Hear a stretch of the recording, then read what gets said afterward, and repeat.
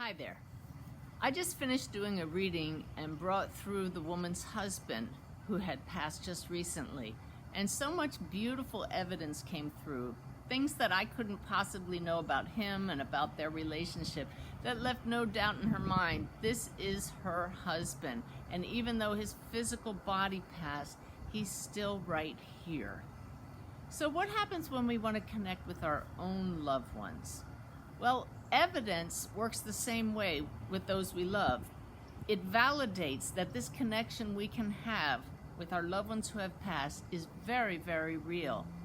You may think that you know everything about your loved ones, so how can they tell you something to validate that you really are connecting with them? Well, why not ask them for something going on in somebody else's life that you know here that you couldn't possibly know? I'll give you an example of that. I sensed my dad, who passed in 2008 once, and I knew it was him. I could feel him clear as day. So I said, "Dad, I know this is you, but tell me something going on with Mom that I don't know." And I listened, and just like that, he showed me a set of electric curlers. And he showed me that my mom had recently found her electric curlers, but he said, "Susie, they don't work." So my mom showed up a couple hours later. She was coming over to visit. And I said, "Mom, what's up with your electric curlers?" And she said, "Oh gosh, I was just cleaning out the closet yesterday and I found them in the back, all covered with dust. But Susie, they don't work." And you see, that was just a cause for celebration. And I was then able to say, "Mom, Dad just visited me in my meditation and he knows all about that." I remember the time I was at a dinner with another couple, two other couples, and my husband Ty was sitting to my left. And my stepdaughter Susan just dropped in from the spirit world.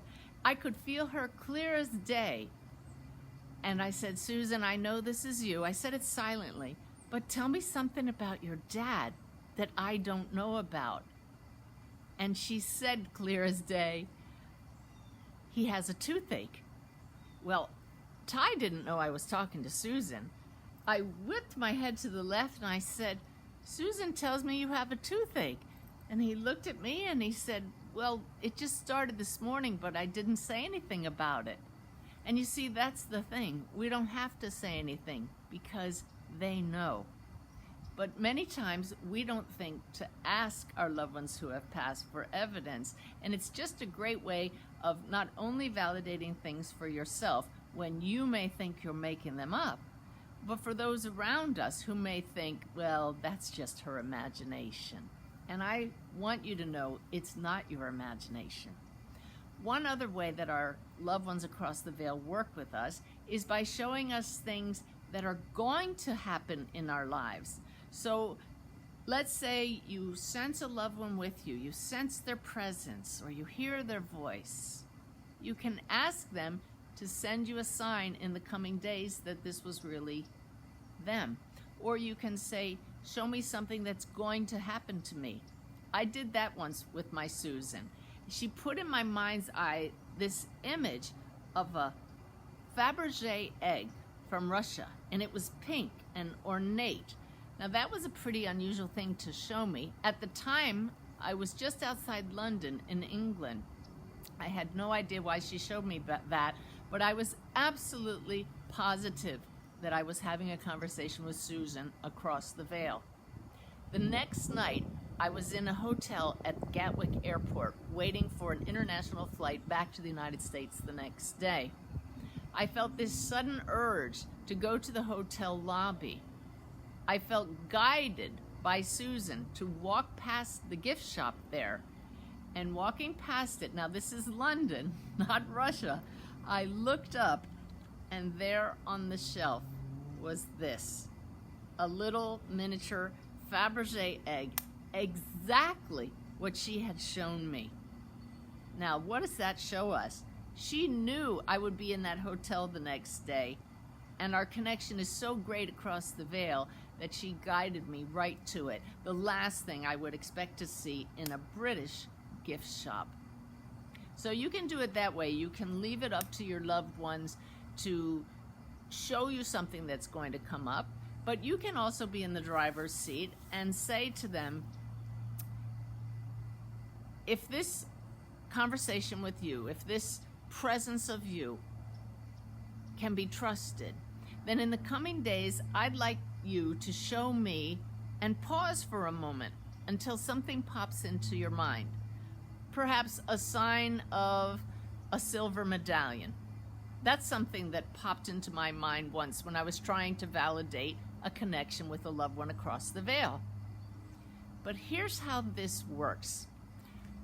The thing that pops into your mind to ask for is put there by the one you're communicating with, because they know you're going to encounter it. And as a magical way of validating this fact, that this is how it works, the next day I flew on Delta Airlines. I rarely look at the magazine in the back of the seat, but I felt compelled to do so.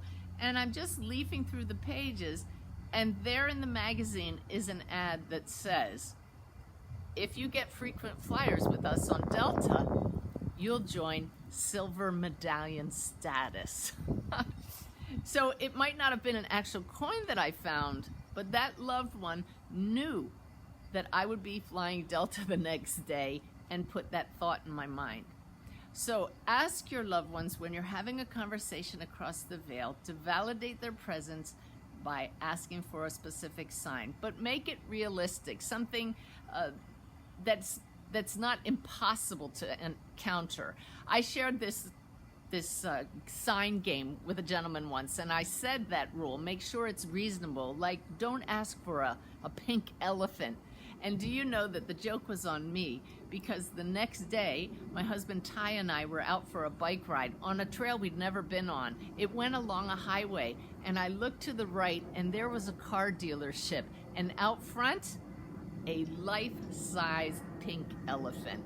So I just had to laugh at how the spirit world jokes with us sometime. But this is no joke. Your loved ones who have passed are still right here, and they want you to know this. So ask for evidence, ask for signs, and in that moment when you pause to come up with a sign, they will drop the image or the thought in your mind, knowing you're going to encounter it. Play the game with them. Nothing brings them greater joy than when you realize their love is still very much part of your life.